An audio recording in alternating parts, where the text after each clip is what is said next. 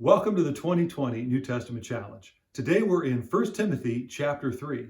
Paul is talking about overseers and deacons, those that are qualified to have leadership within the church. And he gives these qualifications for the men that are to serve, and it deals with their character. They are to be examined and they are to be tested before they're given these positions of leadership within the church. It's not just what happens in public, though, but also what happens in private as well. And so he talks not just about what they do as people are watching, but also what happens in the home as well. It's all about a person's integrity. Integrity can be simply defined as that we are the same whether people are watching or whether we're alone. We are the same. That's integrity.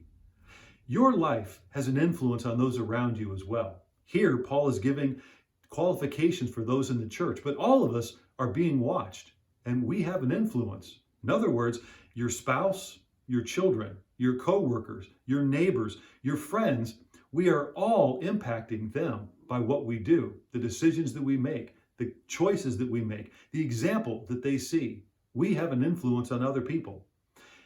Your life tells a story. Your life tells the story of what you believe, what you value, and who you follow. Here, Paul is talking about the qualifications of leadership, those that will be impacting other people's lives.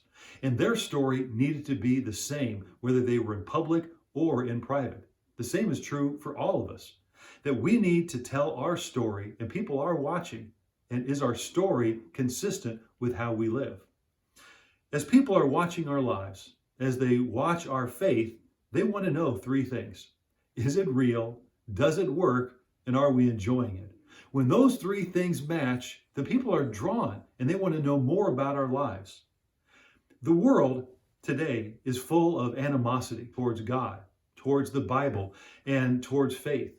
People are ridiculing faith, and we are having great pressure to compromise and to cower, not to stand up and not to be counted so that people know that we are true followers of Christ. Noah lived in a day that was ungodly. In fact, he and his family were the only ones that were righteous. But God was watching. Even though he was the only one, God knew all about Noah, and he chose to use Noah. And because Noah persisted in righteousness, he saved his life and all the members of his family as well. God is the same yesterday, today, and forever.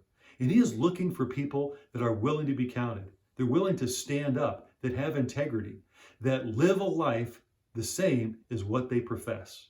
In other words, God honors those that honor him. God is looking for people to use today in the midst of an ungodly environment. Thank you for joining the 2020 New Testament Challenge.